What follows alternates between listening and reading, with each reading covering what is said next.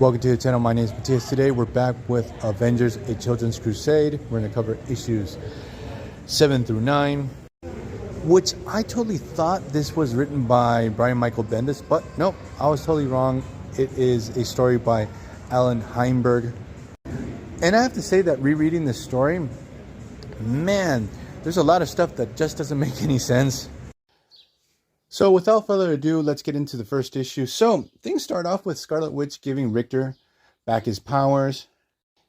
He had lost them during M-Day, and then he joined X-Factor. And during a brief time when he had a run-in with Quicksilver,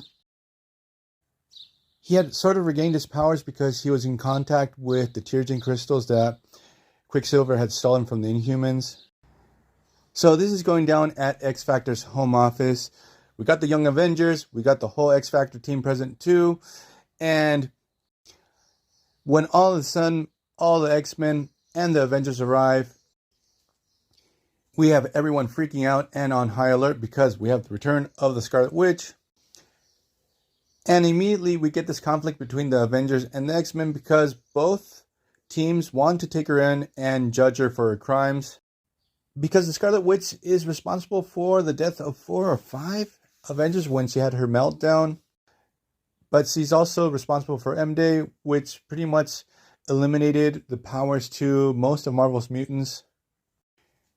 So we have this three-way standoff between the Avengers, the X-Men, and X-Factor, who are siding with the Scarlet Witch. But it's very apparent that the Avengers seem to be more lenient and more compassionate towards the Scarlet Witch than the X-Men. Cyclops is just pretty much hellbent and extremely angry over this whole situation. He's even scolding Magneto, who has taken Scarlet Witch's side, who obviously is his daughter. So what happens is we get the obligatory battle between the Avengers and the X-Men. And what happens is Scarlet Witch basically uses her powers and knocks everyone out. They're all put to sleep. She teleports herself back to Latveria with the Young Avengers. There we discover that she wasn't being held captive by Dr. Doom, that she's in a relationship with him. Now, at least for me, this is the only really interesting part of the story, is that you don't know if Doom is actually really in love with the Scarlet Witch or he's trying to use her. So what happens is Doom explains what had happened to the Scarlet Witch, that when she remembered that she had lost her children, she had gone to Doom for help. It was not explicitly said, but it seems that she wanted to bring back her kids magically. Both characters are able to find this primordial wellspring of magic.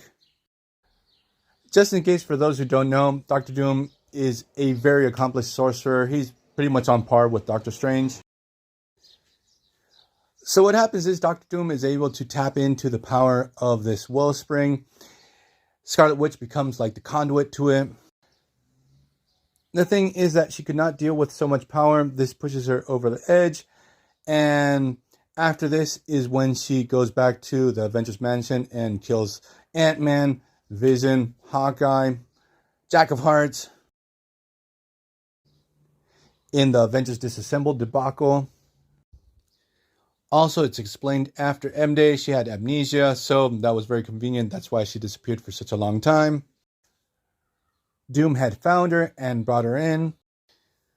So what happens is that Doom tells the Scarlet Witch, look, we're going to relieve you of all this power so you can go back to living your normal life. So the Young Avengers are sort of on the fence over this whole situation because they think that Doom wants to steal the power for himself because obviously it's Doom. So they start this magical ceremony with the help of Wiccan.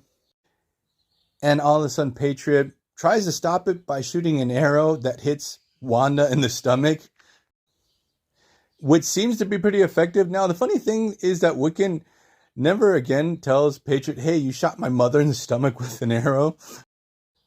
So after the whole commotion that everyone thought that Patriot had killed the Scarlet Witch, but through magic she's better, we discover that Dr. Doom had absorbed all the magical power. Now he's God Doom again. You know, I've been reading comic books for a really long time, so this is like the 5th time that I've seen Doom become a god-level character. I'm at the point that when I see it, I'm like, oh God, again, because these stories always play out the same way. The only times where this has happened and it has really worked for the story would be in the first Secret Wars and during Hickman's Secret Wars. Like, Marvel made Doctor Doom into the Sorcerer Supreme now, and we've seen this happen 4 or 5 times prior to this.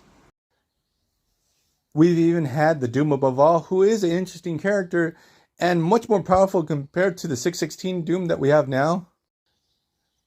So now we have Magic God Doom, and the first thing that the Young Avengers ask Doom is, hey, can you bring back the mutants? And we get the biggest bullshit answer ever. He's like, no, I can't do spells of the Scarlet Witch for some reason. So Victor tells Scarlet Witch and the Young Avengers, look, I'm going to rework the world in my vision. I'm going to create a perfect utopia. And obviously our heroes tell him, look, we're not really down with this. And before they can finish the sentence, he just teleports them away. If the Scarlet Witch should be judged or not for her crimes. And the whole debate is laughable. The way the writer tries to work around this and justify everything that Scarlet Witch has done. It's pretty funny because the exact same thing happens in WandaVision with Monica. When Wanda hijacked the lives of everyone in this town, and it seemed to be like torture for them. And Monica was like, yeah, she's sad, just let this one pass. It's like, no way, she did something terrible. So what happens is the new God Doom presents himself to the Avengers and X-Men, tells them, look, I'm a new Doom, I'm going to fix the world. I can't bring back the mutants because Marvel needs a massive crossover and wants all your money. So obviously we get this gigantic battle between all of our heroes and Doom. Now, earlier in this story, due to time travel shenanigans, they had brought back Ant-Man, Scott Lang. And we get such a cheap shot in this whole battle. What happens is his daughter, who is Stature, one of the members of the Young Avengers, she gets killed by Doom. I'm pretty sure that she's back to life nowadays, but the thing is, at the moment when this happened in the story, I felt it was so unnecessary. Obviously, what happens in the story is that Doom can't control all this power. He gets defeated by all of our heroes, especially by the Scarlet Witch. Also, what happens is that during the story, we had the return of Iron Lad, which was a younger version of Kang. But also the mind of Iron Lad inhabited the body of Vision. This happened in the first story arc of the Young Avengers. So we had a situation similar to Wonder Man and the old school Vision. So the thing is that young Kang is not down with the situation, and he just destroys the young Vision, whose body was actually the old Vision's. It's complicated, but the thing is, this will lead to the return of the old school Vision, the one that everyone likes more because the young one was sort of weird. Being the fact that he was on the Young Avengers with his 2 children, which would be Wiccan and Speed. So what happens is the X-Men for now let Scarlet Witch off the hook. They leave. Scarlet Witch goes MIA, like she's gone after the story too. And on the last pages, we get this memorial for all our fallen heroes during the story. That's how it ends. So we're going to leave this video here. I hope you guys liked it. See you guys next time. Bye.